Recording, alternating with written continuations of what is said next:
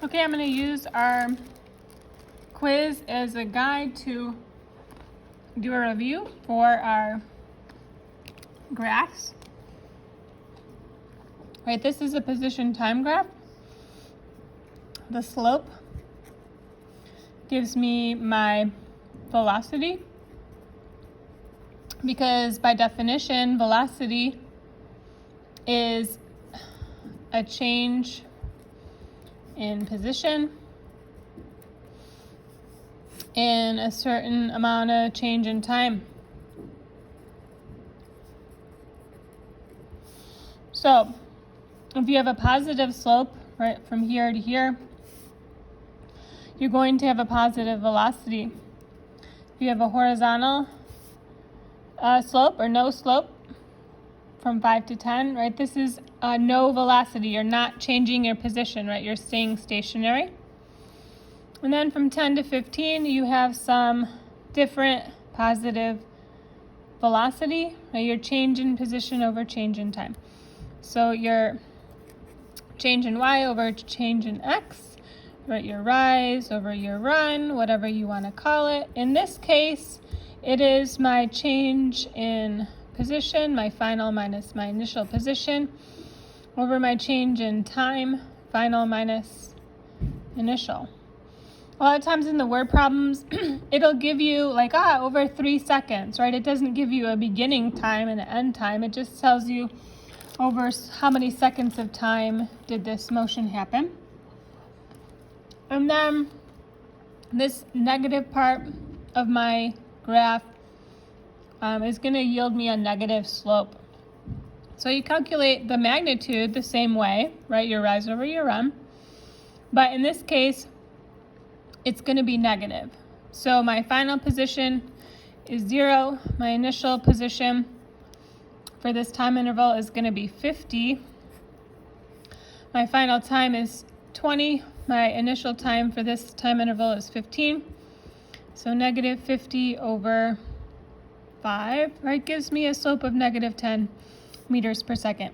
If you take a look at your units, right, your rise is going to be in meters and your run is going to be in seconds, right, which is the unit for velocity, which is another indicator for why your slope on a position time graph gives you velocity. This is another position time graph, right, but I'm changing my position more and more every moment in time. So this object is moving with a constant acceleration. And one way that I like to look at these graphs to help me understand what's going on is I break up our time into certain equal intervals.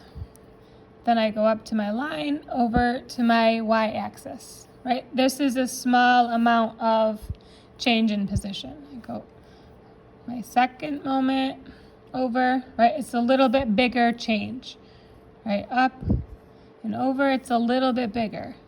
Up and over, it's a little bit bigger. Up and over, it's a little bit bigger. So every moment, I'm going a larger and larger displacement in the same amount of time, right? Which tells me that I'm accelerating.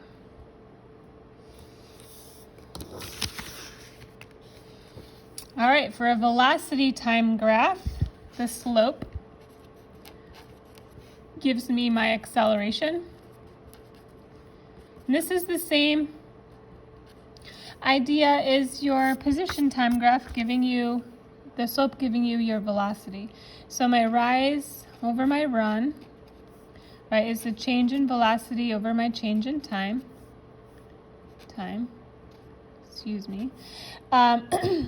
And that gives me my acceleration, right? Our acceleration is equal to our change in velocity over our change in time, right? We normally don't write the delta because, like I said before, the word problems will say over a period of so many seconds.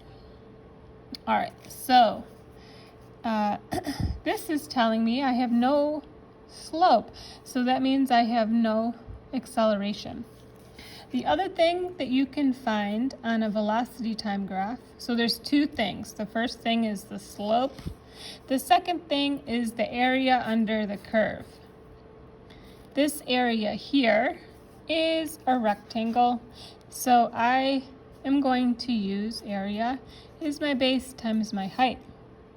There are no numbers here, but this will yield you your displacement. So, taking a look, right, if velocity is your displacement divided by time, right, and on this graph, multiply both sides by t, right, time is your base, your height is your velocity, right, and your area is going to be equal to your displacement.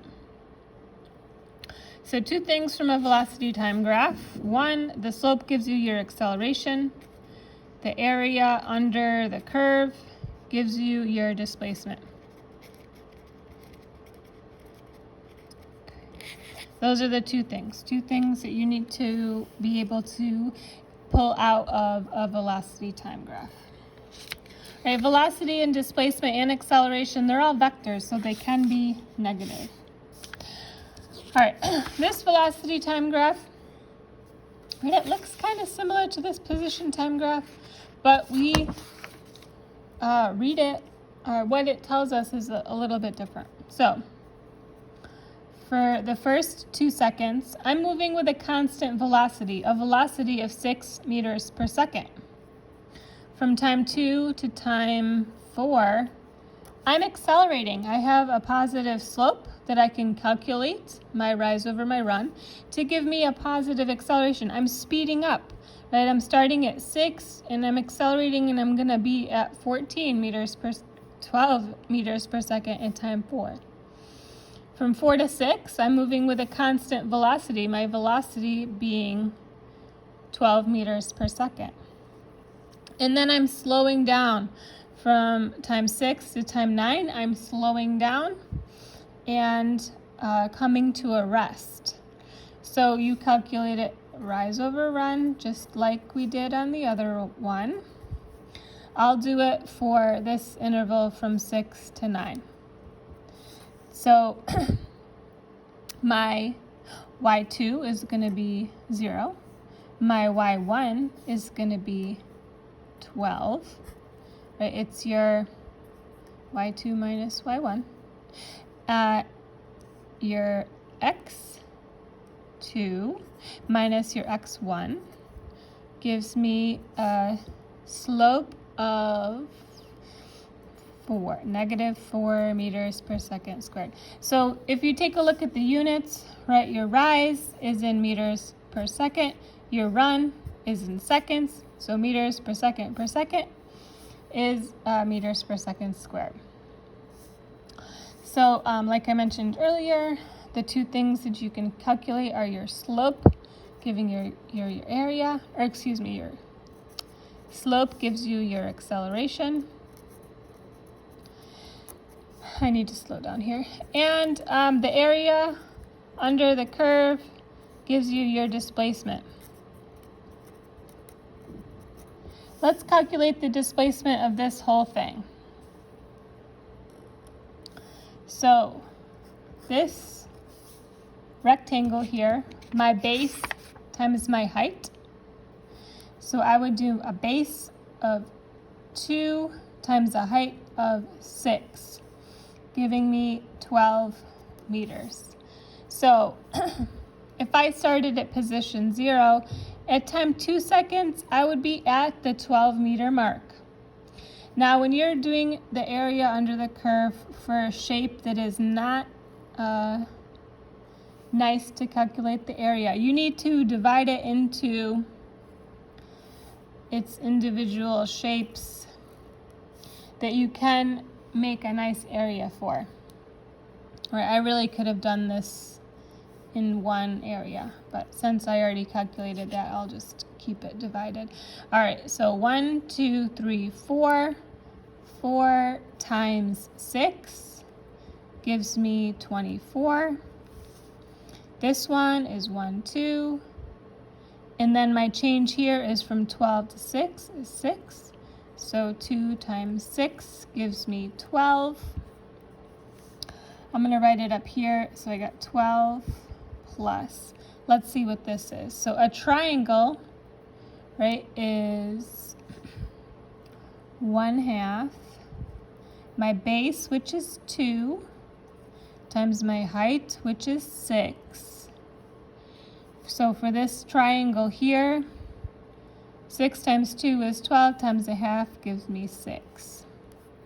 So I got 12 here, plus 6, plus 12 from here, plus 24. And then I have my last section here. It's another triangle, so I'm going to do 1/2 my base, 1, 2, 3, times my height, which is 12. So 1/2 of 36 is 18. So if I had asked you to calculate my total distance traveled or my total displacement, it is going to be all these added up. So let's see. 18 plus 18 is 36, 48, 58, 68, 72 meters. I wanted to point out that this is a displacement. You can have, if you have, last thing, this video is getting long. If you have a velocity time graph and your slope is like this. This is time, say this is velocity. Right, I'm starting with some positive velocity. This area here is going to be positive, a positive displacement. I'm moving in the forward direction. I am slowing down because I'm starting with a higher speed and going to a lower speed, but I'm still moving in the forward direction. When I cross my x-axis, I'm now moving in the backwards direction. So I would find this rectangle plus this triangle plus this rectangle, right, if we had a scale on here, and I would find my total displacement. So in this case, I would take this positive and I would add it to this negative, and whatever the sum is would be my net displacement. All right, that is it.